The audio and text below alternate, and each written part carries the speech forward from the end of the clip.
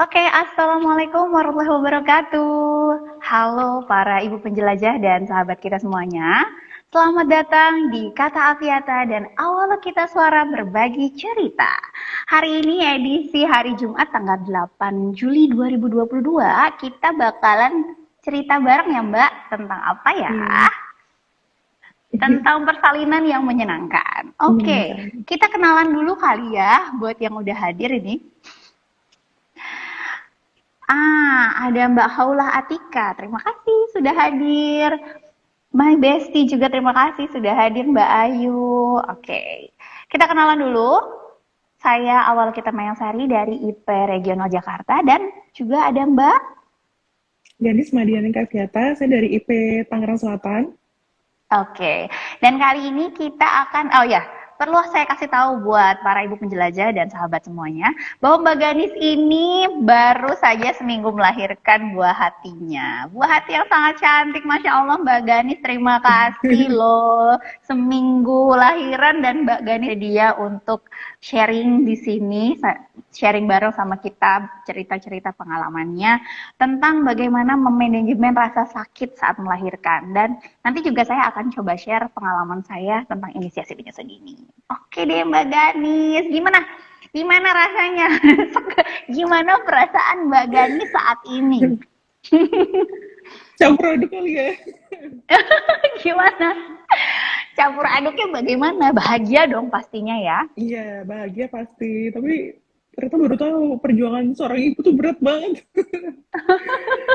Jadi kurang Nikmat itu lelahnya. gitu. Iya, nikmat lelah ya. Lahirannya kemarin tanggal berapa kalau boleh tahu? Tanggal 28 Juni. Iya bener-bener baru seminggu ya. Iya. Masya Allah Mbak, dirimu tetap cantik ya walaupun seminggu melahirkan itu luar biasa. Oke Mbak, kalau boleh tahu itu luar biasa bener-bener loh karena untuk untuk berani tampil di seminggu itu luar biasa loh. Saya dulu sempat beberapa anak pertama kena baby blues lah ya, oke itu saya sempat. Jadi nanti kita cerita. Oke, untuk Mbak Gani, kenapa pengen persalinan yang menyenangkan itu gimana? Kenapa? Aku Sebenarnya penasaran alasan soal. yang pertama ya, eh, ini kan persalinan yang kedua sebenarnya.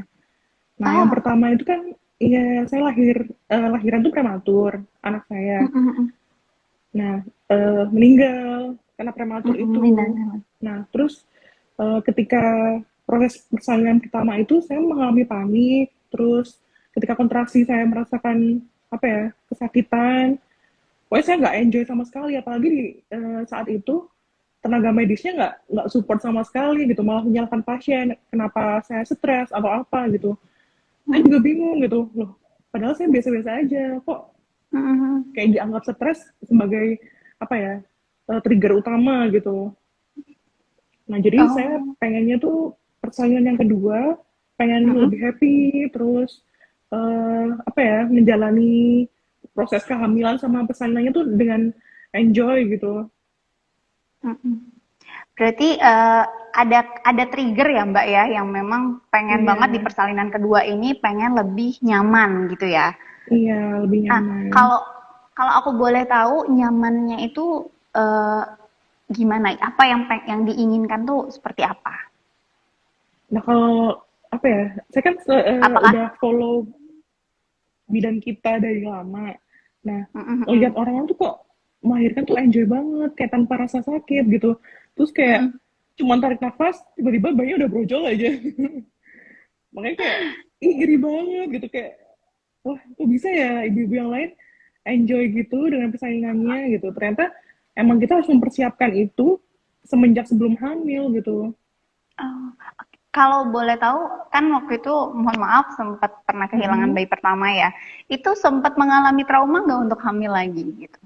Iya sempat kayak happy ya, positif aspeknya untuk kehamilan kedua, tapi kayak selalu ada rasa khawatir, saya bisa nggak ya maksudnya mengandung sampai sampai bayinya full term gitu, sampai Mm-mm. kepikiran kayak gitu. Terus kayak tiba-tiba suka sedih, kayak lihat apa ya, lihat foto jasad anak yang pertama itu kayak kebayang-bayang kayak gitu. Terus dari kehamilan yang kedua ini ikut Sepertinya prenatal ada. yoga gitu. Hmm. Sepertinya Kenapa Mbak? kayaknya ada sedikit gangguan sinyal barusan Mbak terputus di penjelasan terakhir. Oh, jadi gini apa? Karena saya pengen apa ya, kehamilan kedua tuh lebih enjoy gitu. Saya tuh berlatih prenatal yoga. Jadi apa ya?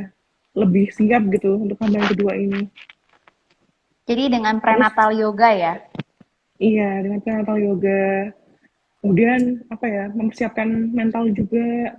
Karena emang apa ya, nggak bisa disangkal juga ketika awal kehamilan ini saya juga merasakan ketakutan gitu, kayak terbayang-bayang bisa nggak ya saya hamil sampai full term gitu, anak saya bisa nggak ya gitu, lahir normal seperti anak lainnya kayak gitu.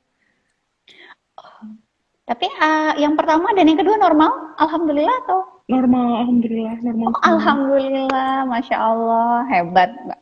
Jaraknya berarti dari, mohon maaf, kelahiran yang pertama dan yang sekarang? Yang lahir pertama itu tahun 2020 November, Mm-mm. terus yang sekarang kan 2022 ya, jadi Mm-mm. selisih kehamilannya tuh sekitar 12 bulan Dua apa tahun, 14 dua bulan belas gitu, bulan. iya ya. Nah, dalam kurun waktu 12 bulan tadi dengan kondisi yang mungkin berbeda ya karena Mbak punya trauma, Mm-mm. kemudian ada rasa sedih. Nah, itu persiapan seperti apa yang Mbak lakukan gitu untuk bisa mencapai apa persalinan yang diharapkan nanti tuh pokoknya lebih nyaman, harus lebih seneng gitu. Sebenarnya persiapannya ada tiga. Yang pertama itu persiapan fisik, kemudian yang kedua tuh persiapan mental, ketiga tuh spiritual. Nah, yang fisik tuh lewat prenatal yoga. Kemudian kalau yang mental tuh saya lebih sering afirmasi ke diri sendiri. Jadi ketika yoga tuh saya sempatkan 5 menit di awal untuk apa ya, Mm, mensugesti diri sendiri, terus mm, memberikan energi positif ke diri sendiri kalau saya bisa, saya mampu, tubuh saya kuat, tubuh saya mampu, anak saya kuat, anak saya mampu, seperti itu. Kalau sebelum mm. hamil sih saya ini sih lebih sering olahraga, jadi lebih happy bawaannya. Oh, oke. Nah, kalau berarti yoganya itu dari sejak awal kehamilan atau? Jadi gini, saya tuh ternyata Mm-mm. kan karena tenaga medis yang di kehamilan pertama itu menyalahkan karena katanya kan stres kan. Nah, saya tuh banyak Mm-mm. baca jurnal, artikel gitu. Kok bisa sih Mm-mm. stres berpengaruh itu gitu. Saya masih nggak percaya gitu. Akhirnya saya datang ke beberapa dokter, Mm-mm.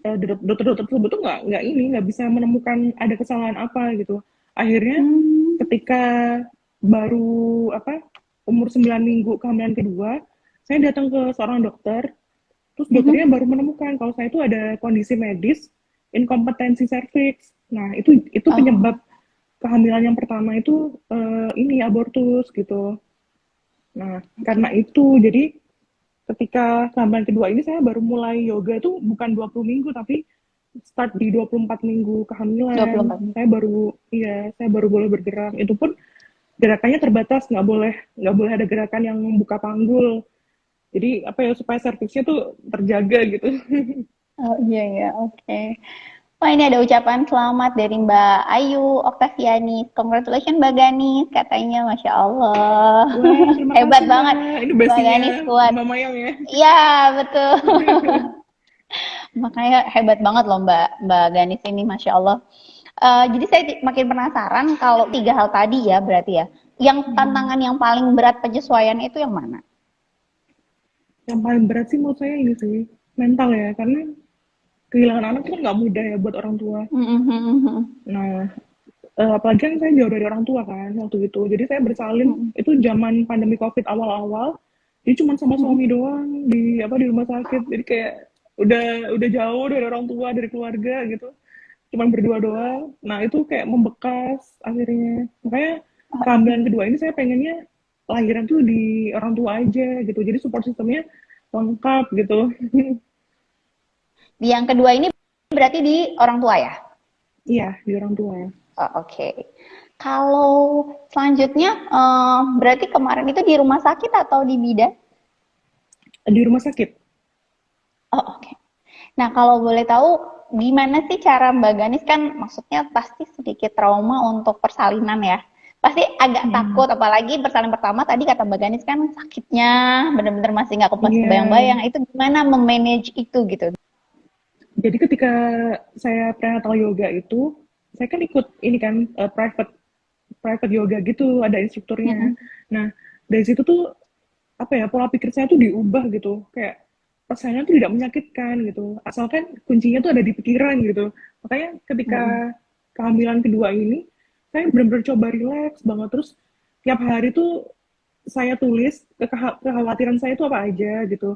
Nah, kemudian cari solusinya. Nah, dari situ tuh akhirnya, oh iya kalau saya merasakan rasa sakit seperti ini, berarti jalan keluarnya seperti itu, kayak gitu. Jadi ketika saya pengennya lahiran normal dengan natural gitu ya, ternyata nggak bisa, ya udah saya tetap tetap punya semangat untuk apa ya, untuk tahan rasa sakit gitu. Karena kebetulan yang kemarin itu saya induksi, jadi bukan bukan kontraksi normal, natural, Nah, alami gitu. Kan padahal kata orang kan induksi sakit gitu kan. Nah, tapi jadi alhamdulillah, lebih ke afirmasi positifnya ya, iya, dari mulai sejak afirmasi. yoga, kemudian bahwa rasa sakit itu dinikmati gitu ya berarti ya. Jadi Iya, kita siap gitu ya, secara secara mm, mental udah siap bahwa udah mengukur gitu bahwa nanti pasti sakit, tapi gitu gimana cara iya, menghadapinya gitu ya berarti ya. iya benar. Nah, yang paling support system saat kita merasa sakit, yang paling besar siapa? Orang tua atau suami? Suami sih, Ayo. suami. Oke.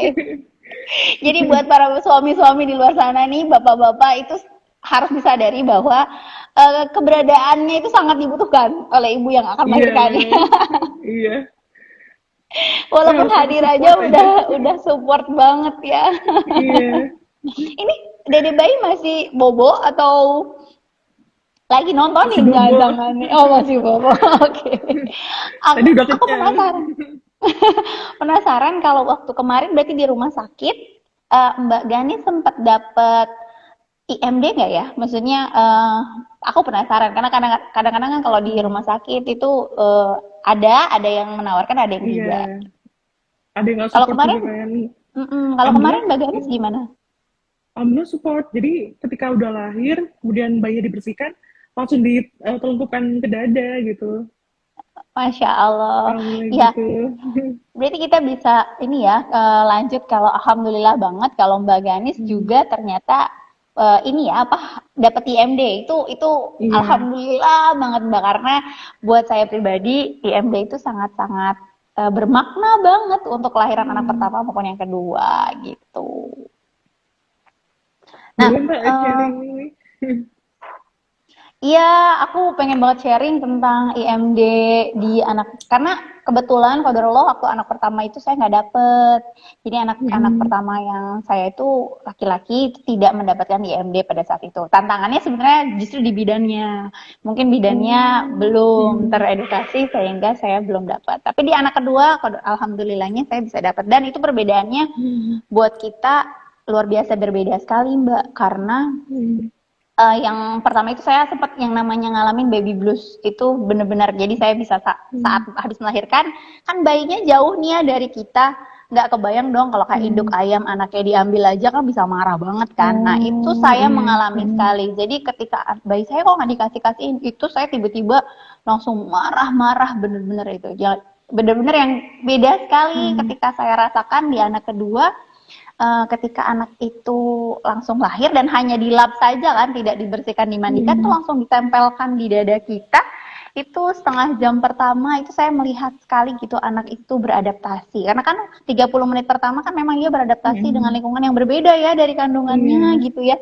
Dan dia tuh bener-bener menikmati kehangatan yang ada di dada kita karena kan dia Iya kedinginan benar. pasti ya Iya. gitu ya. Terus Heeh. dan selanjutnya di menit-menit selanjutnya 15 menit selanjutnya itu kita merasakan bahwa kakinya itu kan menjejak-jejak perut, Masya Allah ya Mbak ya, itu ya Hmm. kaki-kakinya, dan itu bermanfaat sekali untuk mereduksi atau kontraksi yang ada di uterus kita tuh jadi mengecil. Jadi secara alamiah itu kita terhindar dari pendarahan. Jadi itu manfaat buat Hmm. si bayi dan kita juga gitu kan. Dan itu Iya.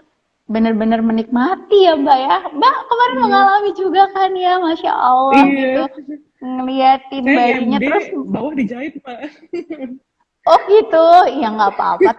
Tapi justru ya saya pun nggak bisa menghindarkan dari jahitan. Tapi Mm-mm. jujur ininya apa menikmati gitu loh melihat melihat si anak tuh gak berasa sama sekali Iya, kan iya, sakit heeh. jahitan itu Iya, ngelihat heeh. Bener. mukanya gitu. eh Ketika habis dia menjejak kaki dan kemudian dia merangkak ke kulit kita, dia sampai akhirnya dia sampai di puting kita dan menjilat puting itu, masya Allah itu dia benar-benar merangsang dan itu saya merasakan kebahagiaan dan ketenangan yang luar biasa. Berbeda jauh dengan pengalaman persalinan saya yang pertama. Ketika seorang ibu dijauhkan dari anaknya, pada 1 jam pertama itu titik di mana ibu itu merasa gelisah, kemudian merasa kesakitan, itu menjadi satu dalam satu waktu. Tapi ketika anaknya langsung dibawa, selain itu memang penting untuk proses kita selanjutnya yaitu menyusui gitu ya, tapi untuk mendapatkan ketenangan buat kita itu benar-benar dapat kalau kita dapat IMD gitu. Jadi benar-benar mengasihinya dua arti, Mm-mm. mengasihi dalam arti kita jadi sayang banget sama anaknya dan mengasihi yang arti selanjutnya yaitu menyusui dan Iya. memberi ASI gitu ya. Jadi memang benar-benar Mbak itu Masya Allah itu alhamdulillahnya berarti rumah sakitnya pro ya Mbak waktu kemarin Mbak juga. Iya. Heeh. Kalau biasanya kan Dan bidan ya, Mbak ya, yang lebih ini, lebih apa tapi ya? justru ya tapi ada aja sih. Kita nggak bisa bicara tapi ada aja ya Iya. oknumnya. Ada aja emang oknum.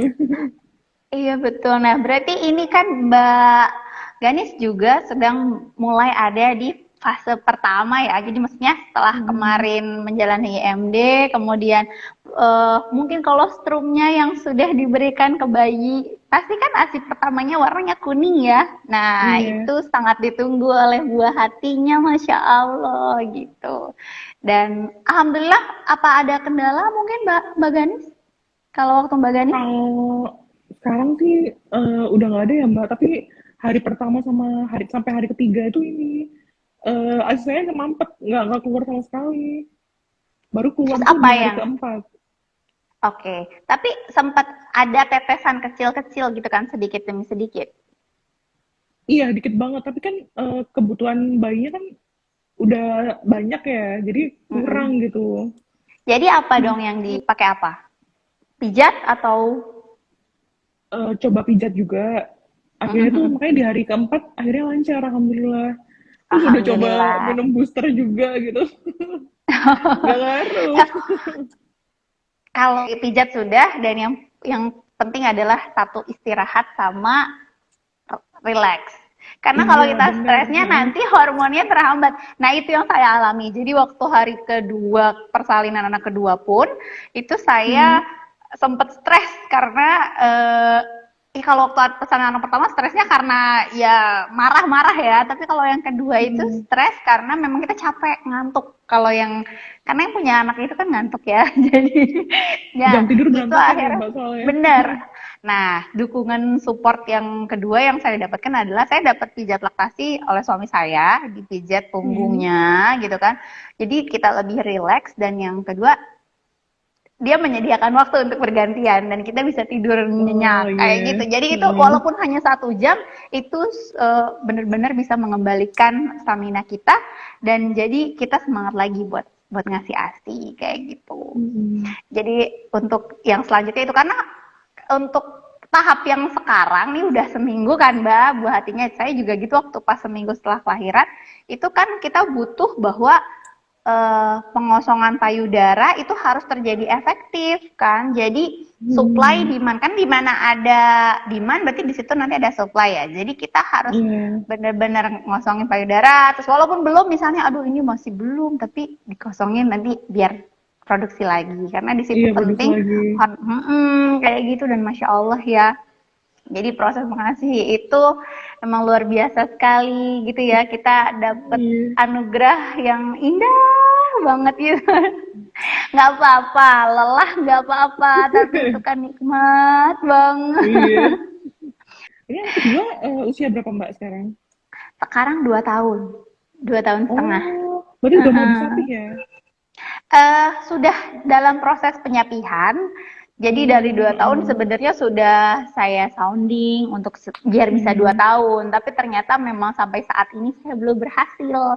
Ternyata memang anak ini masih maniak ASI sekali gitu. Karena tantangannya adalah ketika dia masih ASI, sampai sekarang dia tidak mau minum susu yang lain gitu kan. Mungkin kebutuhan dia dari makanan sih, dia udah mulai makan ikan teri atau udah makan daging kayak gitu udah. Cuman ya untuk susu, walaupun banyak yang bilang ya nggak apa-apa, tapi ya pengen biar dia juga bisa lebih mandiri lah ya gitu. Tapi memang Saya apa di ya, tahap proses akhir menyusui itu menyusui. bonding gitu. Iya, betul sekali. Betul sekali itu proses bonding kita sama anak dan memang itu luar biasa. Indah, kalau menurut saya indah banget gitu. Apalagi pas waktu IMD itu yang paling indah adalah proses, bukan karena kan target saya waktu itu bukan dia harus dapat puting ya.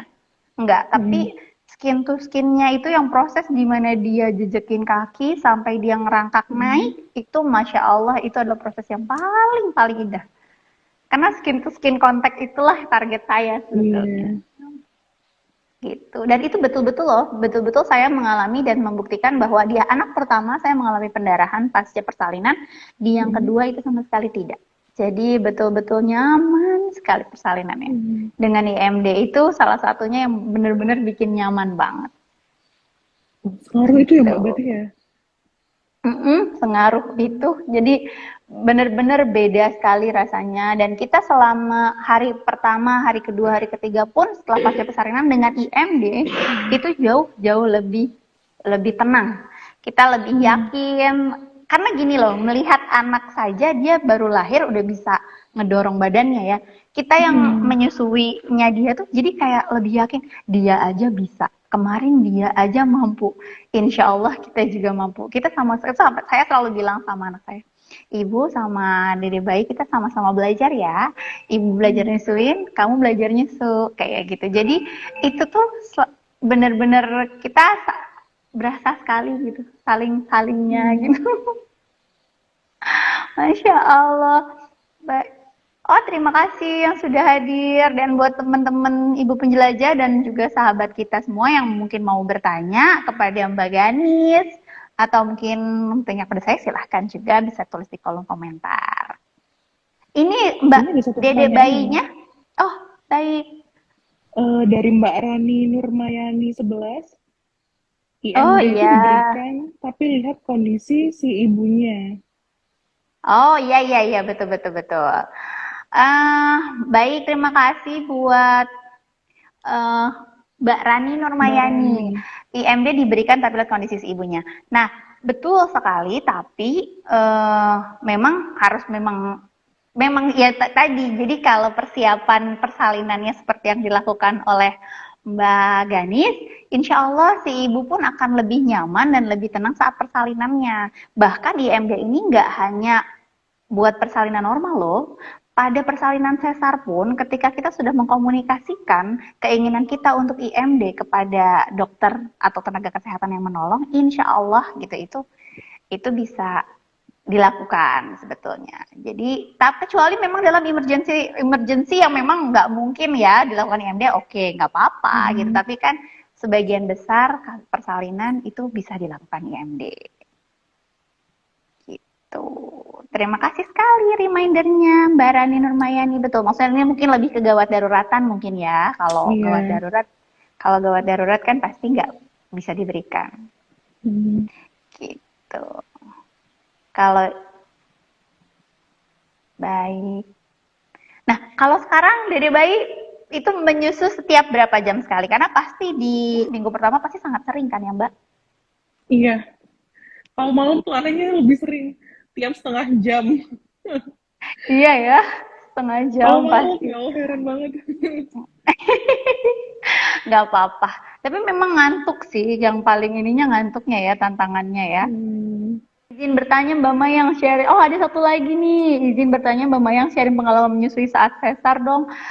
Sejujurnya saya kelahiran anak pertama dan kedua itu saya normal dua-duanya kebetulan. Jadi Kalau untuk kalau menyusui ya. Jadi kalau IMD, saya tadi kira kalau menyusui saat sesar, kalau IMD saat sesar sebetulnya bisa dilakukan. Asal memang kalau sesar harus dikomunikasikan dengan pihak tenaga kesehatannya dulu dari awal. Jadi memang dokter sudah tahu dan kalau sesar kan sebetulnya uh, yang dibius itu kan dari pusar ke bawah.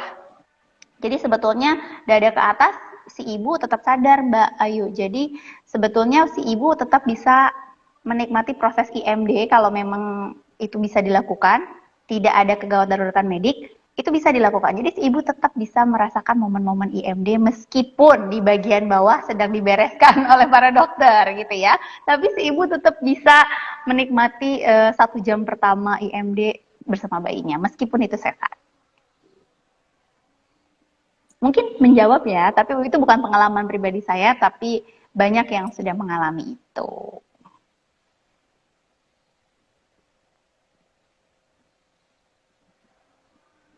Iya. Mbak Ganis. Hai Mbak. Mbak Ganis, Mbak Ganis kalau dalam, tapi posisi dede bayi sekarang aman ya, sehat, maksudnya menyusunya sudah mulai banyak, kemudian tidak ada keluhan yang lain. Di hari ketiga apa ya Mbak ya, agak kuning. Karena mungkin kurang minum ya. Tapi alhamdulillah di hari keempat karena ASI udah mulai deres, mulai lancar, ini udah merah lagi. Terus rajin saya jemur juga. Oh iya, nah proses menjemur itu adalah proses membuat, gak usah terlalu lama, tapi juga dia akan membuat bayi haus. Jadi kan biar haus, jadi bayinya pas habis dijemur langsung minta nenen kan gitu. Iya. Wah, sekali lagi saya ucapkan selamat mungkin karena ini sudah memasuki 33 menit ya. Kalau buat ibu-ibu penjelajah dan juga sahabat kita semuanya, kalau memang masih ada yang ingin bertanya, dipersilakan. Atau mungkin Mbak Ganis ada yang pengen disampaikan lagi yang belum? Apa ya? Ini sih saat melahirkan kita harus ini apa ya? Harus percaya pada kemampuan tubuh kita. Kemudian kalau kita udah mempersiapkan diri ketika hamil, percaya deh pasti waktu persalinan tuh pasti ada efeknya gitu. Pasti lebih lancar, dimudahkan gitu. Mungkin jangan lupa minta ridho suami, ridho orang tua. Terus Allah juga ya gitu. Insya Allah pasti lancar semuanya. Oke. Oh, ini ada tambahan lagi dari Mbak Rani Nurmayani. IMD juga dilihat dari kondisi si bayi katanya, karena pada pas persalinan ada yang kalau pas ngedennya lama bisa mempengaruhi si bayi nggak langsung menangis. Oke, terima kasih. Mungkin Mbak Rani, ini kan Mbak Rani Nurmayani ini sepertinya adalah tenaga kesehatan ya, jadi ini bisa memberikan salah satu contoh kegawat daruratan medik yang ketika kasus persalinan yang nggak bisa dilakukan IMD. Nah, jadi misalnya ketika bayinya itu memang ada tidak bisa langsung menangis, berarti ada trouble di paru-parunya bayi. Jadi ada kendala sehingga bayi harus ditolong lebih dulu supaya paru-parunya berfungsi dengan baik sehingga baru bisa belum tidak bisa dilakukan IMD di 1 jam pertama. Kalau itu tadi seperti saya sudah jelaskan bahwa ketika ada kegawat daruratan medik baru IMD tidak bisa dilakukan. Tapi persalinan yang sebagian besar mayoritas persalinan kalau memang normal, aman dan nyaman seperti yang sudah dipersiapkan. Tadi ceritanya Mbak Ganis kan bagaimana mempersiapkan persalinan yang nyaman, kemudian juga memanage rasa sakitnya. Jadi insya Allah dalam kondisi si ibu juga baik gitu sehingga IMD bisa dilakukan.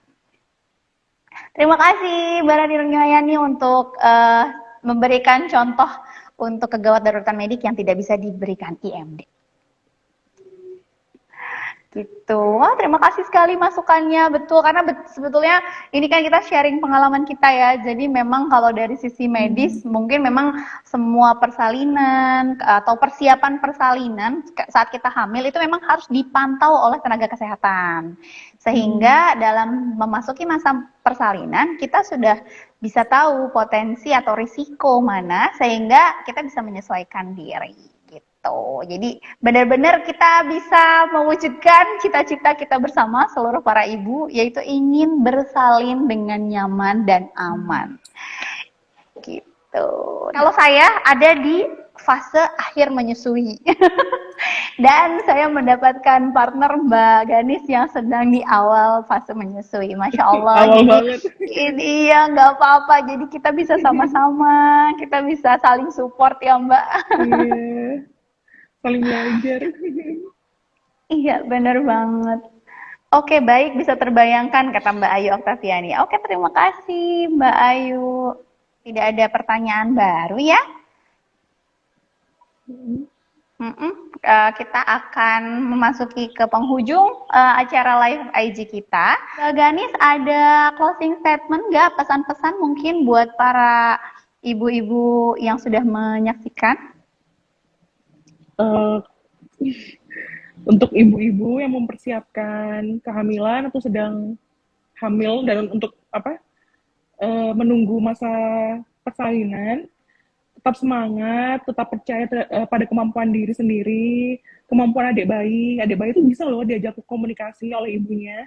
Nah, kalau apa ya kita bonding sama janin kita yang kita kandung, insya Allah kesannya juga lancar gitu. Pada intinya kuncinya ada di pikiran gitu. Jangan sampai stres, jangan sampai merasa oh saya nyerah aja deh dengan rasa sakit ini gitu. Jangan sampai kayak gitu. Tetap alihkan rasa sakit itu dengan kegiatan lain. Misalnya kalau misalnya rasa sakit ini tidak tertahankan, coba ambil kompres air hangat gitu di bagian yang sakit. Nah, itu membantu banget gitu. Kemudian minta support suami gitu dengan belayan di kepala gitu. Itu membantu menurut saya. Dan pegangan Gitu. tangan erat. Iya. Baik. Baik, yang penting semangat ya. Jadi dinikmati dan tetap semangat ya. Baik, mungkin kalau dari saya, untuk yang dari akun BRN JRS, apa nanti ada rekamannya? Saya terlewat. Insya Allah kita nanti akan upload di IG kita masing-masing, jadi bisa ditonton siaran ulangnya ya. Buat pesan buat para ibu penjelajah dan sahabat semuanya yang saat ini sedang menghadapi atau mungkin akan memasuki masa persalinan, dan saya berharap semoga bisa tenang, nyaman, dan mempersiapkan persalinannya dengan baik. Dan jangan lupa memasuki fase mengasihi dengan yakin dan tetap semangat gitu. Karena insya Allah kita semua bisa menjalankan proses atau fitrah dari Allah dengan sebaik-baiknya. Dan semoga kita semuanya tetap berbahagia di setiap tahapannya. Amin. Ya Allah, ya Rabbal Alamin. Terima kasih banyak Mbak Ganis atas waktunya. Selamat menikmati fase-fase mengasihinya. Dan semoga lancar proses menyusuinya. Dan dede bayi bertumbuh kembang dengan optimal. Iya, amin. Makasih ya, Mbak. Dan terima kasih juga atas waktu teman-teman para ibu penjelajah dan sahabat kita semuanya yang sudah berkenan untuk menyaksikan. Sampai jumpa mungkin di sharing-sharing selanjutnya ya Mbak. Mudah-mudahan kita bisa ada kesempatan ya, gitu, bisa sharing lagi. Oke, mohon maaf sekali lagi bila ada salah-salah kata, dan wassalamualaikum warahmatullahi wabarakatuh. Terima kasih Mbak Ganis. Sampai jumpa lagi. Sama-sama.